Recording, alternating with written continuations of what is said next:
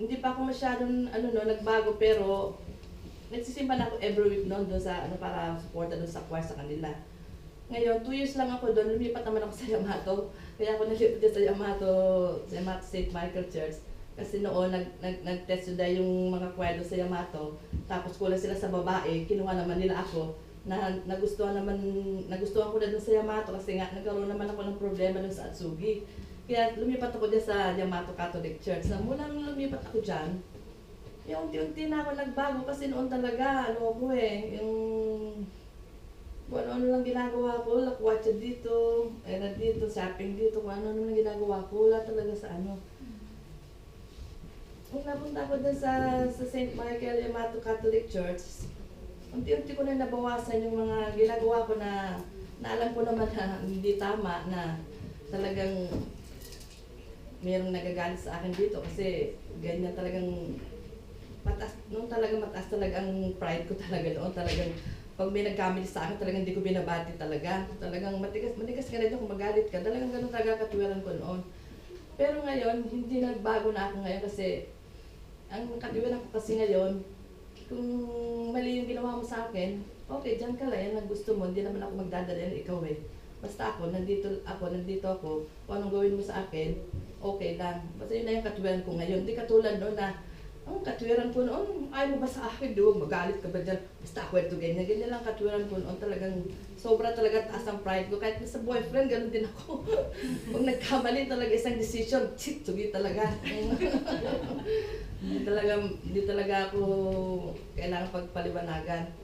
Pero nung napasok na ako dyan sa simbahan nga, siguro yun na yung calling sa akin. Unti-unti na ako, nabago na ako, linggo-linggo ako nagsisimba na, nung araw naman talaga hindi ako talaga nagsisimba talaga. Unti-unti lumalim na yung faith ko sa Panginoon. At yung mga ginagawa ko noon talaga, ibinago ko na talaga. Binago ko na binawasan ko na yung mga gimmick ko noon, binawasan ko na yung mga signature ko noon, diba? Binawasan ko na rin yung mga grupo-grupo noon ng mga hindi naman pasosyal, binawasan ko na yun. Talagang malaki nagbago sa akin nung napunta ako dyan sa simbahan. Tapos nadagdagan pa nga ng CFC na talagang nadagdagan pa yung tungkulin ko sa simbahan na lalo akong sumaya kasi nga yung linggo talaga, araw ng linggo, inilaan ko na talaga sa simbahan. Kung ano talaga yung kaya kong itulong sa simbahan, sa CFC, ginagawa ko na talaga kasi dahil sa yung pananampalataya sa Panginoon, lumalim na para sa Panginoon yung ginagawa ko na yun. Diba? No? Ha? Kaya ayun yun, siguro yung calling sa akin na yun talaga, malaking pinagbago ko, saka yung iba talagang ginawa ko talaga, alam ko naman talagang mali, pinagsisisihan ko na yun, kaya sinabi mo, diba? Yun. Na alam naman ng Panginoon yun kung ano nagawa mo kasalanan, kaya kailangan talagang yung faith mo sa Kanya, i-surrender mo na talaga sa Kanya, na talagang doon ka na sa Kanya na yung talagang ginagawa mo noon, huwag mo na ibalik sa dati, gawin mo na talaga yung mabuti para sa'yo ngayon dahil sa Panginoon nga, di ba? Yun na yun, ako na yun ngayon, na although naman na, hindi naman ako masamang tao, na talaga yung nakikita niyo sa akin ngayon, na ganun pa rin ako na talaga na friendly ako talaga, kung ano may tutulong ko, yun pa rin yung kaya kong ibigay na ituro, isuporta, nandiyan ako talaga palagi. Kaya lang talaga yung pagbabago ko na hindi magandang ginagawa, no? Katulad ng sinasabi mo na, ganyan na. Yung mga tong age, mga ano yan, nagmamadyong din ako nung araw kasi, ay, hindi ko na ginagawa yun. Sabi na lang. Hindi na. Kasi, ngayon sinabi mo, alam, hindi ko na gagawin, ngayon, di ba? Kasi pag yung maganda rin kasi yung umaattend ka ng mga ganito, mga seminar, tsaka yung mga ganitong mga seminar, kasi nakakatulong din yun sa knowledge natin, tsaka sa yung sa sarili, nakakatulong din, di ba? Kaya malaki rin na itutulong dito, kaya yung sarili ko pag linggo, tsaka yung may mga seminar, may mga gatherings, pumupunta talaga ako kasi nakakatulong talaga sa akin, nakaka-refresh talaga sa akin, at saka nadadagdagan yung knowledge ko para, di ba, sa atin, para sa sarili ko na lang din yun. Kaya yun lang masasabi ko, yung mga sa atin na gumagawa ng hindi maganda sa atin, patawarin na lang natin yun kasi hindi naman tayo perfecto talaga yung mga tao ng gano'n. Kaya kahit sabihin natin na mahirap magpatawad kasi halimbawa masakit yung ginawa sa'yo, mahirap nga magpatawad pero mahirap mabuhay na hindi nagpapatawad. Right. Salamat. Arigato, thank you, Ate Susan.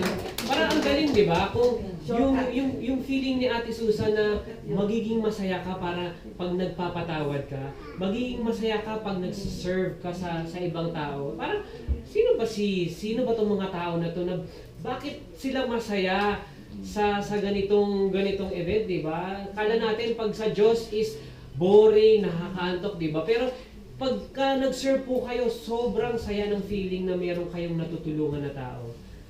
Sobra po. Yun, amen.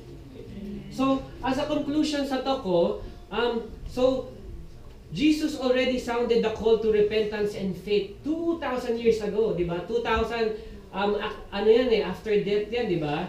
So, it's the same call for us today. Na sinasabi niya na mag-repent tayo, magsisi tayo, at magkaroon tayo ng pananampalataya sa Kanya. Ngayon, gayahin natin si Mama Mary na, Lord, everything that you say, Lord God, thy will be done. Everything that what's going to happen, I'm going to lift up to you, Lord God. Lord, kayo na po yung bahala sa amin, Lord. So ngayon, we want to ask you to respond positively, to open your hearts, and to accept God that He is your Savior and He is your personal friend. So that we can get the God promises salvation in life, salvation from sin, and forgiveness of our sin, eternal life, and the power of the Holy Spirit in our lives. So accept the challenge to repent and believe in Jesus. Then take God up on His promises and expect to experience the peace and joy and the power of Lord in our lives. And for that, may God be praised.